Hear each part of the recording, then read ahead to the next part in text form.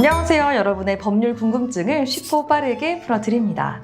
네, 최근 뉴스를 봤는데요. 주호민 씨 아들을 특수교사분이 2심에서 녹음 파일의 증거 능력이 인정되지 않아서 무죄 판결을 받았다라고 하더라고요. 왜 그런 판결이 나온 걸까요? 주호민 씨의 아내분께서 녹음을 했기 때문입니다. 예전에 쇼츠에서 설명드렸듯이 녹음에 직접 참여한 사람은 상대방의 동의 없이 녹음하더라도 증거 능력이 인정될 수 있는데요. 이번 사건은 대화 당사자가 주호민 씨의 아들과 특수교사였고 녹음을 한 사람은 대화에 참여하지 않은 제3자인 어머니였습니다. 네. 그래서 당사자 간 녹음이 아닌 타인 간에 공개되지 않은 대화에 대한 녹음으로 판단돼서 증거 능력이 없다고 본 것입니다. 제가 알기로는 주호민 씨 아드님이 굉장히 어리다고 들었는데 이런 경우에는 부모가 대신 녹음기를 켜주는 것 정도는 가능한 게 아닌가요? 검찰 측에서도 비슷한 주장을 했던 것으로 알고 있습니다. 하지만 2심 재판부는 피해 아동과 어머니는 별개의 인격체이며 어머니가 녹음한 것은 피해 아동 본인이 녹음한 것으로는 볼 수 없다라는 취지로 판단했습니다.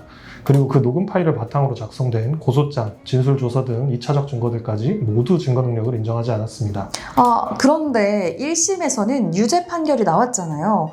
그때는 왜 증거 능력이 인정됐던 거예요?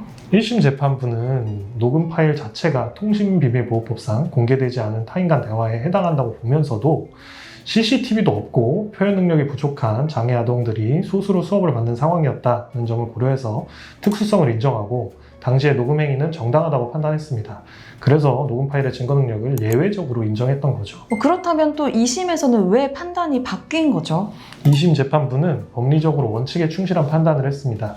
피해 아동의 어머니가 아들 옷에 녹음기를 넣고 교실에서 이뤄진 대화를 녹음한 것은 통신비밀보호법을 위반한 타인 간의 비밀대화 녹음에 해당하므로 그 녹음 파일과 녹취록은 증거로 사용할 수 없다고 본 것입니다.